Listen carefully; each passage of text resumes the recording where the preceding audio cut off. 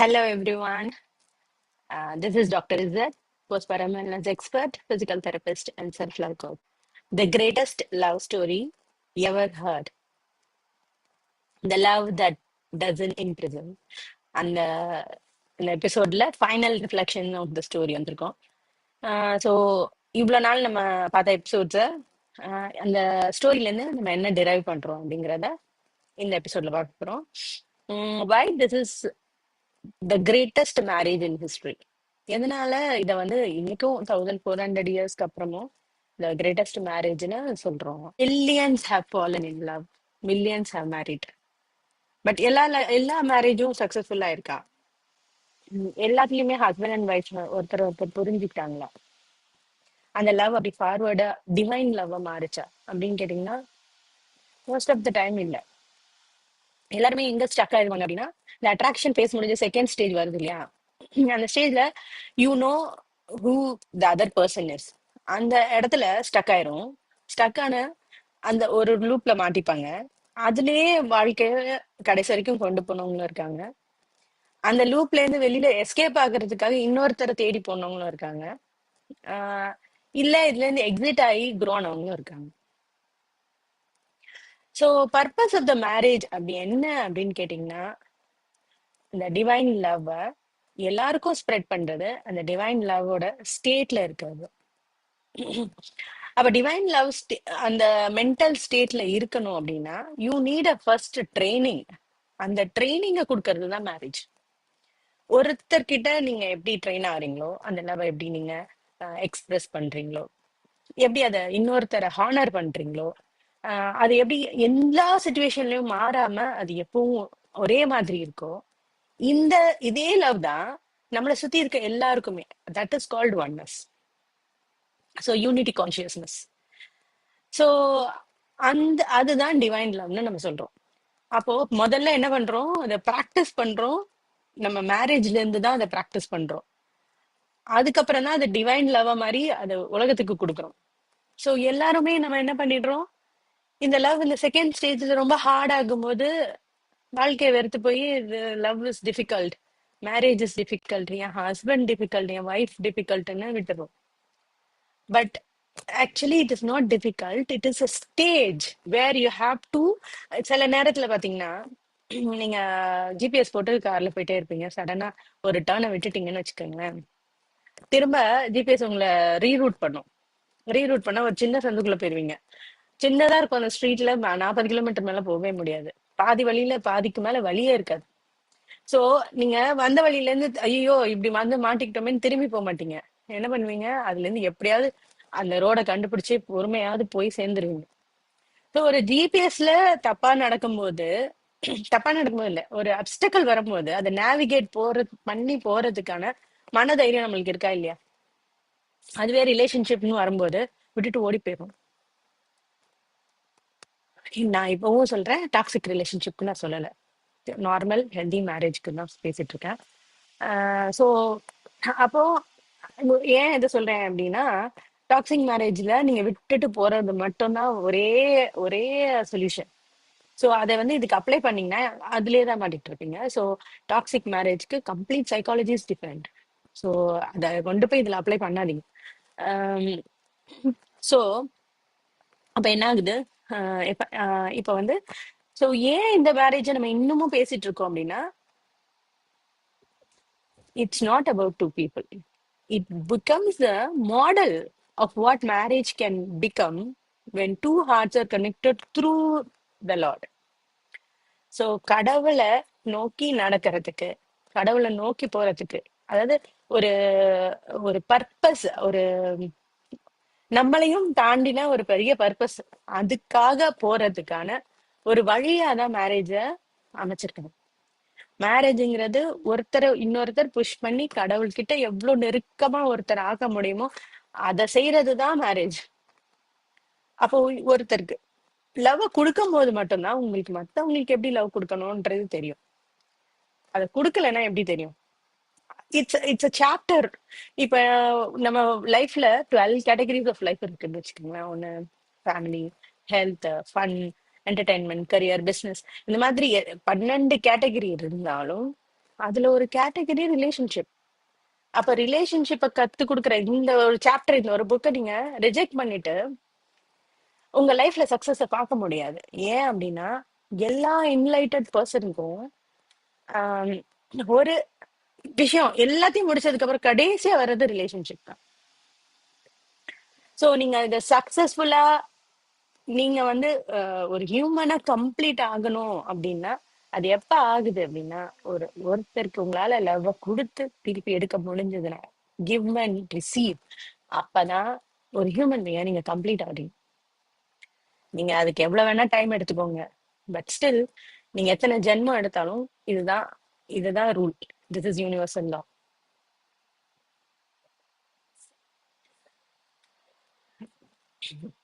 So இந்த ஸ்டோரியில நம்ம என்ன பார்த்தோம்? லவ் வந்து அட்ராக்ஷன்ல இருந்து ஸ்டார்ட் ஆகல. ஒருத்தரை பார்த்தோம்னா அழகா இருக்காங்கன்றதுக்காகவோ, இல்ல வெல்த் இருக்குங்கிறதுக்காகவோ, இல்ல ஸ்டேட்டஸ் இருக்குங்கிறதுக்காகவோ இந்த லவ் ஸ்டார்ட் ஆகல. This love started with trust and respect. So இன்னைக்கு நம்ம நிறைய பேரு கேரக்டர் பாக்குறது இல்ல, ஸ்டேட்டஸ் தானே பாக்குறோம். பார்த்துட்டு அதுக்கப்புறம் மேரேஜ் பண்ணிட்டு என்ன அண்டர்ஸ்டாண்ட் பண்ணிக்கோ, என்ன அண்டர்ஸ்டாண்ட் பண்ணிக்கோன்னு ஹஸ்பண்ட் அண்ட் ஒய்ஃப் மாத்தி மாத்தி என்ன அண்டர்ஸ்டாண்ட் பண்ணிக்கிறதுக்கு நான் பேசணும், அப்படி பேசுறதுக்கு எனக்கு டைம் இல்ல, ஆப்பர்ச்சுனிட்டி கிடைக்க மாட்டேங்குதுன்னு நீங்க புலம்பிட்டு இருக்கீங்க. பட் ஒருவேளை உங்க மேரேஜ் அண்டர்ஸ்டாண்டிங்ல இருந்து ஸ்டார்ட் ஆயிருந்தா இந்த ஒரு ஸ்டேஜ்க்கு அவசியமே இல்லாம இருந்திருக்கும். ஸ்டாண்டிங்கிறது எப்ப தேவைப்படும்? ஒருத்தர் ஒருத்தர் புரியாம கல்யாணம் பண்ணும்போது தான் தேவைப்படும். அதுவே ஒருத்தர் ஒருத்தர் நம்பி கல்யாணம் பண்ணும்போது தேவைப்படாது. சோ அந்த நம்பிக்கைய ஃபர்ஸ்ட் கொண்டு வரதுக்கான விஷயங்களை செய்யும் போது மட்டும்தான் love begins with trust, not attraction. லவ்னா அட்டாச்மெண்ட் கிடையாது, லவ் இஸ் கனெக்ஷன். ஸோ அட்டாச்மெண்ட்க்கும் கனெக்ஷனுக்கும் உள்ள டிஃபரன்ஸ் கண்டிப்பா தெரிஞ்சிருக்கணும். நிறைய மேரேஜஸ்ல இருக்கிறது அட்டாச்மெண்ட், நாட் கனெக்ஷன்.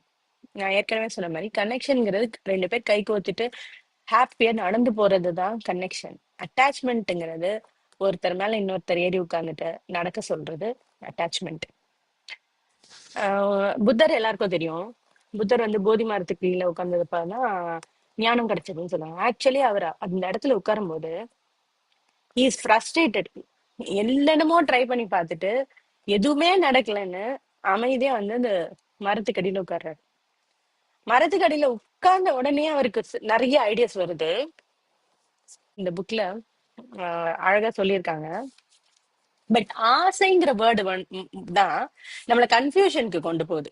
ஆக்சுவலி புத்தர் சொல்ற ஆசை வந்து அட்டாச்மெண்ட்.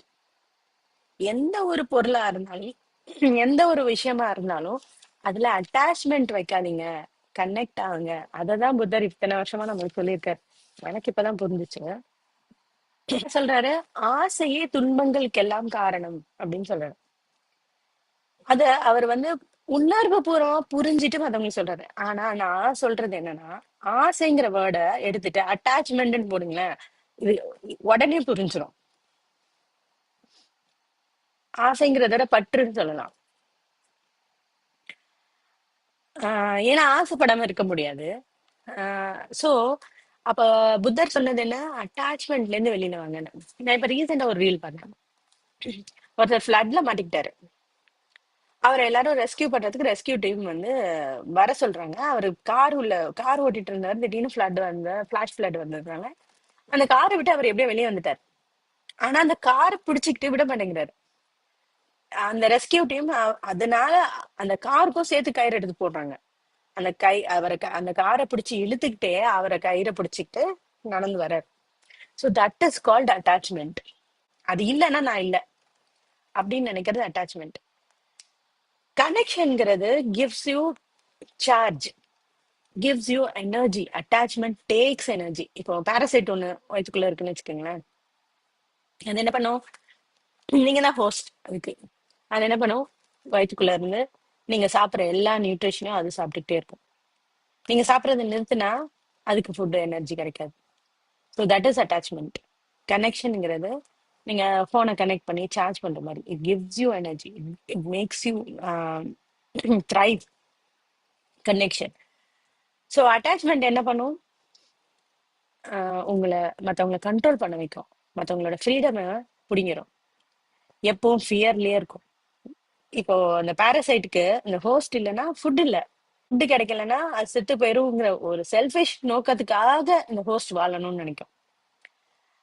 ஸோ அட்டாச்மெண்ட் என்ன பண்ணுது? உங்களை செல்ஃபிஷா மாத்துது. மத்தவங்களுக்கு நம்ம கொடுக்கணுங்கிறது போய் அவங்களுக்கு அவங்க கிட்ட இருந்து என்ன கிடைக்குங்கிறதுக்காக மட்டுமே யூஸ் பண்ண வைக்குது. But connection creates freedom. So connection இருக்கிற இடத்துல தான் ட்ரஸ்ட் இருக்கும். கனெக்ஷன் இருக்க இடத்துல தான் கிராட்டிடியூட் இருக்கும். கனெக்ஷன் இருக்க இடத்துல தான் ஃப்ரீடம் இருக்கும். அப்போ மேரேஜ்ல ரொம்ப ரொம்ப முக்கியம் என்னது? Connection, not attachment. ஸோ தாயிரா என்ன பண்ணாங்க? எனக்குமே அல்லமீனை கண்ட்ரோல் பண்ணல. ஹிரால போய் தனியா இருக்கிறேன், கேவ்ல போய் தனியா இருக்கிறேன்னு அவங்க சொன்னப்ப கூட ஷி சப்போர்ட்டட் ஹிம். அவங்கள வந்து அவங்களா இருக்க எல்லா சூழ்நிலையிலும் அலோவ் பண்ணாங்க. அலோவ் பண்ணாங்கன்னு சொல்றதே அட்டாச்மெண்ட் தான். எல்லா சூழ்நிலையும் சப்போர்ட் பண்றாங்க. Love without freedom eventually becomes control.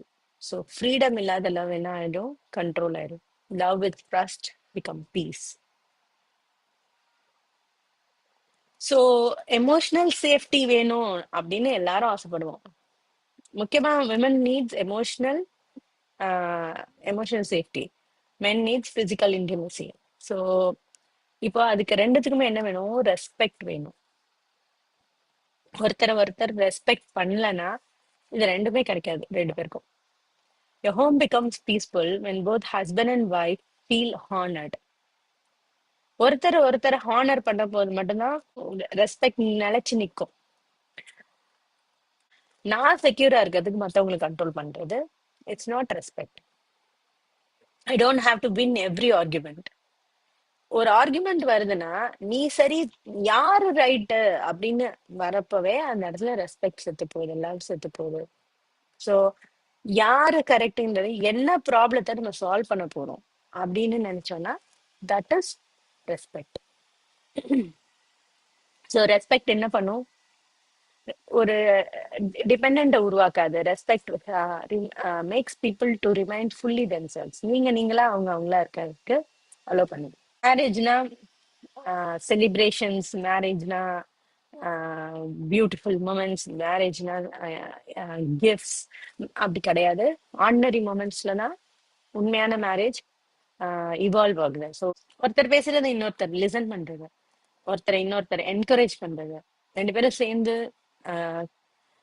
Prayer பண்றது, ஒருத்தரோட கஷ்டத்தை இன்னொருத்தர் ஷேர் பண்றது, ஒருத்தரோட சந்தோஷத்தை இன்னொருத்தர் கிட்ட ஷேர் பண்றது.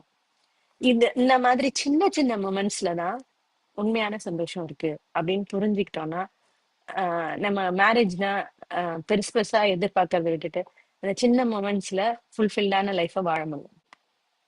ஸோ முக்காவாசி மேரேஜ் யார் ரைட்டு அப்படிங்கிறதுலதான் இருக்கு. அண்ட் 50-50 இப்ப நான் நிறைய பாக்குறது, நான் நான் பாத்திரம் கழுவுறேன், நீ துணி துவ, இந்த மாதிரி. ஸோ அது 50-50 is not partnership, it's transaction. Merely it's a transaction. நீ இது பண்ணு, நான் இது பண்ணுனாலே டிரான்சாக்ஷன் ஆயிடுது. So marriage is not a transaction. நீங்க உங்களோட ரோலை புரிஞ்சு அதை 100% ஒரு உமனா என்ன நேச்சுரலி நம்மளுக்கு வரும் அப்படின்னு பாத்தீங்கன்னா nurturing, flow, creativity, intuition, nurture பண்றது, இந்த ஃபேமிலியை வந்து பீஸ்ஃபுல்லா வச்சுக்கிறது, இது எல்லாம் நேச்சுரலா நம்மளுக்கு வரும். அப்ப அதுல நீங்க 100% இருக்கீங்களா? அது மாதிரி மென்னுக்கு ப்ரொடெக்ஷன், ப்ரொவிஷன், இது எல்லாமே நேச்சுரலா வருது. ஸோ அதுல அவங்க 100% இருக்காங்களா?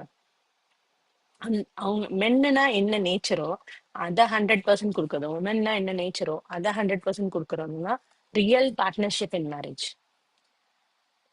ஸோ சில நேரத்துல நீங்க அதிகமா கேரி பண்ணலாம், சில நேரத்துல உங்க ஸ்பௌஸ் அதிகமா கேரி பண்ணலாம்.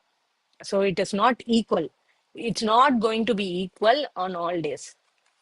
ஸோ நான் எனக்கு என்ன கிடைக்குது அப்படிங்கறதுல இருந்து மாறி how can I serve for this relationship more, அதுதான் ஒரு அந்த அந்த மேரேஜ சக்சஸ்ஃபுல்லா கொண்டு போவோம். நான் எப்படி இன்னைக்கு பெட்டரா சர்வ் பண்றது? ஸ்டேஜஸ் இருக்கு, மொத்தம் 5 stages. Attraction stage, every thing feels effortless. நம்ம எல்லாம் படத்துல பார்த்திருப்போம். அந்த அட்ராக்ஷன் ஃபேஸ்ல ஒரு பையன் ஒரு பொண்ணை பார்த்துட்டா மயங்கி விழுந்துருவான். அதுக்கப்புறமா யாராவது யாரையாவது போய் இடிச்சிருவான். அப்ப அவங்க திட்டுவாங்க. அப்ப கூட அவன் காதுல விழாது. ஏன்னா லவ் இஸ் ஹை ஃப்ரீக்வன்சி. நீங்க அந்த ஃப்ரீக்வன்சில இருக்கும்போது உங்களை சுத்தி என்ன நடந்தாலும் நீங்க ஹை ஃப்ரீக்வன்சில இருங்க, அது உங்களை அஃபெக்ட் பண்ணாது. தானா அந்த லவ் வந்து ஓவர் ஃப்ளோ ஆகி வந்துட்டே இருக்கும். So it's a magical experience சொல்லலாம். அது ஒரு லைஃப்ல மறக்க முடியாத ஒரு ஸ்டேஜ்னு வச்சுக்கோங்களேன். பட் நிறைய பேர் என்ன எதிர்பார்க்குறீங்க அப்படின்னா, இந்த ஸ்டேஜே திரும்பி திரும்பி வரணும்னு பார்ட்னரை மாத்திக்கிட்டே இருக்கீங்க. ஒரு புக் எடுத்துட்டீங்க, அந்த ஃபர்ஸ்ட் சாப்டர் பிடிச்சிருக்கு, அதை படிக்கிறீங்க. செகண்ட் சாப்டர் கொஞ்சம் போரிங்கா இருக்குன்றதுக்காக திரும்பவும் அதே புக்கை வாங்கி சாப்டர்ஸ் அந்த ஃபர்ஸ்ட் சாப்டர் முடிச்சுட்டு விட்டுறீங்க. So you are not completing the book. மேரேஜ்ங்கிறது ஒரு புக் மாதிரி, அதை நீங்க ஸ்டார்ட் பண்ணி முடிக்கணும். அப்பதான் அதோட கம்ப்ளீட் எசன்ஸை உங்களால உணர முடியும், அதை கத்துக்க முடியும், அது மற்றவங்களுக்கு கொடுக்க முடியும். அப்ப நீங்க சப்போஸ் ஃபர்ஸ்ட் ஸ்டேஜ்ல விட்டுட்டீங்கன்னு வச்சுக்கோங்களேன், நீங்க இன்னொருத்தரை எங்கேயோ மீட் பண்ணாலும் இந்த ஃபர்ஸ்ட் ஸ்டேஜ்க்கு அப்புறம் செகண்ட் ஸ்டேஜ் நீங்க விட்டுட்டு ஓடி வந்தீங்கல்ல, அதே செகண்ட் ஸ்டேஜ்ல தான் மீட் பண்ணுவீங்க. சோ நீங்க அந்த ரியாலிட்டியை பார்க்கும் போதெல்லாம் விட்டுட்டு விட்டுட்டு வரீங்கல்ல, you are postponing the lessons you need to be learned. அதனால நீங்க புதுசா ஒருத்தவங்க வந்து உங்க வாழ்க்கையை மாத்துறதுக்கான சான்ஸே கிடையாது. என்ன ஆகும் அப்படின்னா, அந்த செகண்ட் ஸ்டேஜ்ல நீங்க எங்க விட்டீங்களோ அதுல இருந்து தான் திருப்பி ஸ்டார்ட் ஆகும். முகம் மட்டும்தான் மாறிக்கிட்டே இருக்கும், பட் அதே எனர்ஜி தான் திருப்பி உங்களுக்கு கிடைக்கும். அதனால நீங்க போஸ்ட்போன் பண்றது உங்களோட லேர்னிங்க தான். ஸோ ரியாலிட்டி இந்த இடத்துல அந்த யூஸ்வலா ஒரு ஹியூமனை நீங்க ஹியூமனா பார்க்கும்போது அந்த ரியாலிட்டி இருக்குல்ல, அக்செப்ட் பண்ணிக்க முடிஞ்சா அக்செப்ட் பண்ணிக்கோங்க. அப்படி அக்செப்ட் பண்ணிக்க முடியலன்னா இக்னோர் பண்ணுங்க. ஆனா சேஞ்ச் பண்ணணும்னு ட்ரை பண்ணாதீங்க. உங்களோட பார்ட் என்ன அப்படின்னா, just support them to become a better person. யாரையுமே மாத்த முடியாதுங்கிறத புரிஞ்சுக்கிட்டீங்கன்னா second stage will be easy. உங்களை தான் நீங்க மாத்த முடியும், மத்தவங்கள மாத்த முடியாது அப்படின்றத புரிஞ்சுக்கிட்டீங்கன்னா second stage is very very easy. And accept as they are. என் ஹஸ்பண்டுக்கு எக்கச்சக்கமான கெட்ட பழக்கம்லாம் இருக்கு, அதை எப்படி நான் அக்செப்ட் பண்ணிக்க முடியும் அப்படின்னு கேட்டீங்கன்னா இக்னோர். குவாண்டம் பிசிக்ஸ்ல ஸ்லிட் எக்ஸ்பெரிமெண்ட்னு ஒண்ணு சொல்லுவாங்க. ஸ்லிட் எக்ஸ்பெரிமெண்ட் என்ன பண்ணுவோம் அப்படின்னா, ரெண்டு ஸ்லிட் இருக்கும், அதுல ஒரு அப்சர்வர் நின்னு பார்த்துட்டே இருந்தா அந்த ஆட்டமோ மாலிகுலோ மூவே ஆகாது. அதுவே அவங்க பார்க்காதப்போ அதுல என் நம்பர் ஆஃப் பாசிபிலிட்டிஸ் உருவாகும். சோ இது ஆக்சுவலி ரொம்ப ரொம்ப இம்பார்ட்டன்டான விஷயம் பிசிக்ஸ்ல. இதை நம்ம ஸ்கூல்லயே சொல்லி கொடுத்தோம்னா மேபி 90% ஆஃப் பீப்புள் இப்ப வந்து மேனிஃபெஸ்டேஷனா என்ன அப்படின்ட்டு தெரிஞ்சிருக்கும். பட் இத புரியாத மாதிரி ஆட்டம் மாலிகுல் ஸ்லிட்னு சொன்னதுனால யாருக்குமே புரியல. இதை நீங்க ஸ்லிட் எக்ஸ்பெரிமெண்ட் போட்டு பாருங்க யூடியூப்ல, லேக்ஸ் வீடியோஸ் வரும். ஆனா யாருக்குமே அது என்னன்னு புரியாது. ஒண்ணும் இல்ல, ரொம்ப சிம்பிளா சொல்லணும் அப்படின்னா, நீங்க எதை ஒண்ண பாத்துக்கிட்டே இருக்கீங்களோ அதுல டைம் ஃப்ரீஸ் ஆயிடும். ஐம் ஸ்டக் அப்படின்னு சொல்றோம்ல, அதுதான். நீங்க அப்சர்வ் பண்ணும்போது அது மூவ் ஆகாது, அப்படியே நிக்கும், அதே இடத்துல இருக்கும். ஒரு பாசிபிலிட்டிஸ் தான் இருக்கும். ஒண்ணு உங்க ஹஸ்பண்ட் மாறணும், இல்ல மாறாம இருக்கணும், இது ஒரு பாசிபிலிட்டி தான் இருக்கும். அதுவே நீங்க அப்சர்வ் பண்ணாதப்போ என்ன ஆகுது அப்படின்னா நிறைய பாசிபிலிட்டிஸ் உருவாகுது. நீங்க ஒருத்தரை உத்து கவனிச்சுக்கிட்டே இருக்கும் போது இது எப்படி நடக்க போகுது, என்ன பண்ண போகுது, என்ன என்ன பண்றாங்க, இது பண்றாங்க, எங்க போறாங்க, எங்க வராங்க, என்ன சாப்பிடுறாங்க, என்ன பேசுறாங்க, இப்படி கவனிச்சுட்டே இருக்கும் போது அதுல ஒரே ஒரு பாசிபிலிட்டி தான் உருவாகுது. அதுவே நீங்க கண்டுக்காம விடுங்களேன், அதுதான் இக்னோர்னு சொல்றேன். கண்டுக்காம விட்டீங்கன்னா பாசிபிலிட்டிஸ் எக்கச்சக்கமா ஆகுது. நீங்க ஆக்சுவலி முதல்ல சந்தோஷமா இருங்க. சோ உங்க ஹஸ்பண்ட நீங்க மோட்டிவேட் பண்ணி திருத்த முடியாது, படத்தை கொண்டு போய் காமிச்சு அப்படிலாம் மாத்த முடியாது. எப்படி மாத்த முடியும்னா நீங்க உங்களை மாத்திக்கிறது மூலமா தான் மாத்த முடியும். அது எப்படி உங்களை மாத்த முடியும்? ஒண்ணு, அவங்க இப்படிதான் அப்படின்றத அக்செப்ட் பண்ணணும். ரெண்டாவது, அக்செப்ட் பண்ணி இக்னோர் பண்ணணும். இக்னோர் பண்ணியும் உங்களால அந்த ரிலேஷன்ஷிப்ல வாழ முடியும்னா எக்ஸிட் ஆகணும். இது மூணையுமே பண்ண முடியலன்னா அதே ஃபேஸ்ல செகண்ட் ஃபேஸ்லயே தான் கடைசி வரைக்கும் இருப்பீங்க. அது ஒரு லூப். Ignore or exit. மாத்தவே முடியாதுங்கிற விஷயத்த எக்ஸிட் தான் பண்ணி ஆகணும். ஸோ இந்த second stage is very very very important stage for all marriages. இது இல்லாம அடுத்த ஸ்டேஜ் நீங்க போகவே முடியாது. அப்போ இந்த செகண்ட் ஸ்டேஜ்ல நீங்க இது ரியல் டெஸ்ட் ஆஃப் லவ். அப்ப என்ன ஆகுது, இந்த ரியல் டெஸ்ட் உங்களுக்கு ஒருத்தர முழுசா தெரிஞ்சிச்சுப்போ. இப்ப தேர்ட் ஸ்டேஜ் அக்செப்ட் பண்ண போறீங்களா, ரிஜெக்ட் பண்ண போறீங்களா? சப்போஸ் நீங்க அக்செப்ட் பண்ணிட்டீங்க அப்படின்னா உங்களுக்கு கிடைக்கிற gift peace and stability of relationship. So mostly second ஸ்டேஜ்ல எல்லாரும் எஸ்கேப் ஆயிடுவாங்க. தேர்ட் ஸ்டேஜ் யாரும் மெஜாரிட்டி ஆஃப் பீப்புள் போனது இல்லை, இல்ல செகண்ட் ஸ்டேஜ்லயே வாழ்ந்து இறந்து போயிடுவாங்க. ஸோ தேர்ட் ஸ்டேஜ் வரும்போது அக்செப்டன்ஸ் வருது. Fourth stage is choosing love again and again and again. So இதெல்லாம் பண்ணாம நீங்க ஃபோர்த் ஸ்டேஜ் செகண்ட் ஸ்டேஜ்ல இருக்கவங்க I am loving them again and again பண்ணீங்கன்னா அது ஒர்க் அவுட் ஆகல. அப்போ ஒன் சைடட் லவ் தான் இருக்கும். எதர் நீங்க அவங்களுக்கு அதிகமா கொடுப்பீங்க, இல்ல அவங்க உங்களுக்கு அதிகமா கொடுப்பாங்க. there will not be any balance. So choosing love becomes a decision. So உங்களுக்கு இப்போ ஃபோர்த் ஸ்டேஜ்ல என்ன தெரிஞ்சிருச்சு, அவங்க எப்படின்னு தெரிஞ்சிருச்சு, எப்படி அவங்கள காம் பண்ணணும், எப்படி அக்செப்ட் பண்ணணும், எப்படி இக்னோர் பண்ணணும், எல்லாமே தெரிஞ்சிருச்சு இப்போ. அப்போ இருந்தாலும் அதே பர்சனை எவ்வளவு ஸ்ட்ரகிள்ஸ் வந்தாலும் எவ்வளவு கஷ்டம் வந்தாலும் அவங்க கூட தான் வாழணும்னு முடிவெடுக்கிறோம்ல, அதான் choosing love. And fifth stage is becoming a team. So ஒரு ஷேர்டு பர்பஸ் இருக்கும், ரெண்டு பேருக்குள்ளேயும் காம்படிஷன் இருக்காது, ரெண்டு பேருக்குள்ளேயும் கிராட்டிடியூட் இருக்கும், ரெண்டு பேரும் குள்ளேயும் ஃப்ரீடம் இருக்கும், நீங்க நீங்களா இருக்கிறதுக்கான சுதந்திரம் இருக்கும். ஸோ நீங்க ரெண்டு பேரும் சேர்ந்து ஒரு ஷேர்ட் பர்பஸ்க்காக ஒர்க் அவுட் பண்ணீங்கன்னா அதான் stage 5. That is called divine love. So love first எங்க கத்துக்கிறோம், ஹஸ்பண்ட் கிட்டயோ ஒய்ஃப் கிட்டயோ தான் ஃபர்ஸ்ட் கத்துக்கிறோம். அதுக்கப்புறமா அந்த லவ் மற்றவங்களுக்கு ஷேர் பண்றது தான் டிவைன் லவ். ஸோ ஒருத்தர்கிட்ட கத்துக்கும் போது தான் அது அடுத்தவங்களுக்கு நம்மளால கொடுக்க முடியும். So this is how universe is made. அப்போ மேரேஜ் இஸ் டிஃபிகல்ட்னு நம்ம சொல்றதுக்கு காரணம் இந்த ஸ்டேஜ் 2ல ஸ்டக் ஆகிறது தான். அப்ப அந்த ஸ்டேஜ் 2ங்கிறது ரியாலிட்டிக்கு வரணும்.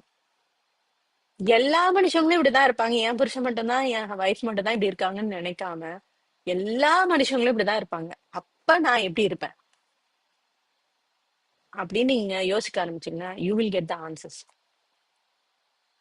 அப்போ தப்பு பெருசா தெரியாது. Mistake is a mistake, it's just a mistake. அப்ப அதை நேவிகேட் பண்ணி போக கத்துக்குவீங்க. அண்ட் அவங்க செய்யற தப்பு நீங்க செய்யல, ஆனா நீங்க செய்யற தப்பு அவங்க செய்யல, அவ்வளவுதான் வித்தியாசமே தவிர அவங்க செய்யற தப்பு உங்களுக்கு பெருசா தெரியுது, நீங்க செய்யற தப்பு அவங்களுக்கு பெருசா தெரியுது, ஆனா ரெண்டு பேருமே தப்பு செஞ்சுதான் இருப்போம். ஸோ ஸ்டேஜ் 2ல டிஃபரன்சஸ் அப்பியர் ஆகும். அந்த டிஃபரன்சஸ அக்செப்ட் பண்ணி அதை கத்துக்கோங்க. அதை கத்துக்கிட்டீங்கன்னா ஸ்டேஜ் 5 இஸ் a gift.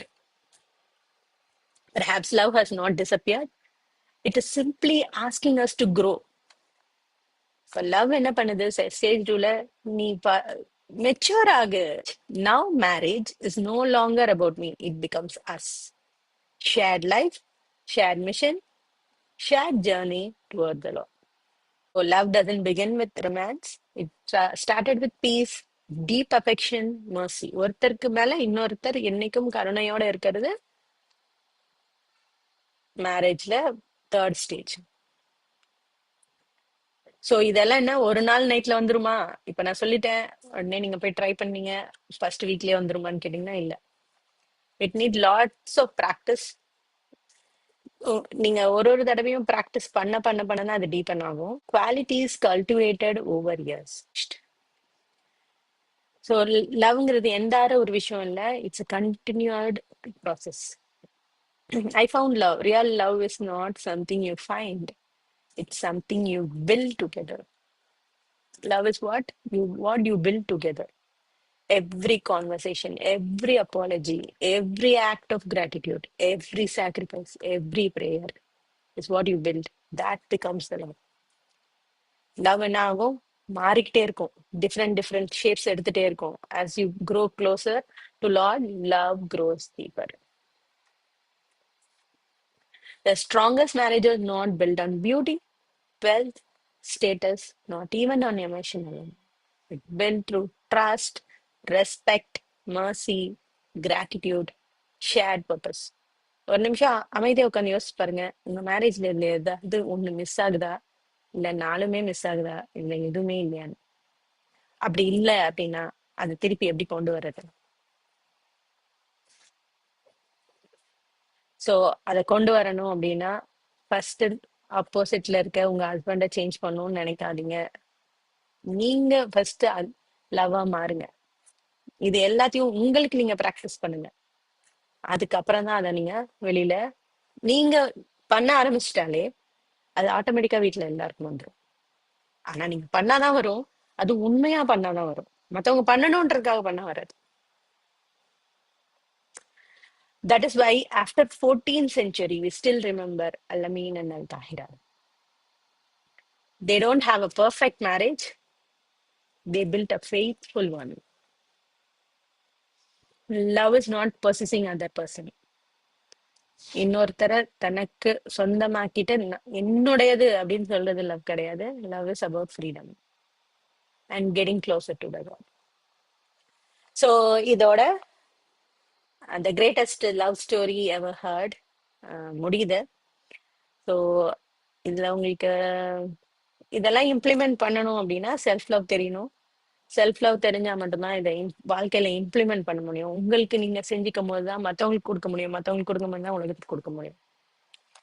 ஒருத்தருக்கு நீங்க ப்ராக்டிஸ் பண்ணதான் எல்லாருக்குமே. ஸோ இதை இம்ப்ளிமெண்ட் பண்ணணும் அப்படின்னா ட்ரஸ்ட் எப்படி பில்டப் பண்ணது, ரெஸ்பெக்ட் எப்படி பில்ட் பண்றது, மர்சி எப்படி மத்தவங்க நம்ம தப்பு செய்யும் போது கூட எப்படி அவங்களுக்கு நம்ம மர்சிஃபுல்லா நடந்துக்கிறது, கிராட்டிடியூடோட எப்படி இருக்கிறது, ரெண்டு பேரும் சேர்ந்து ஒரு ஷேர்ட் பர்பஸ்க்காக எப்படி ஒர்க் பண்றது, இது எல்லாமே என்னோட கிளாஸ்ல நான் டீச் பண்ணுவேன்.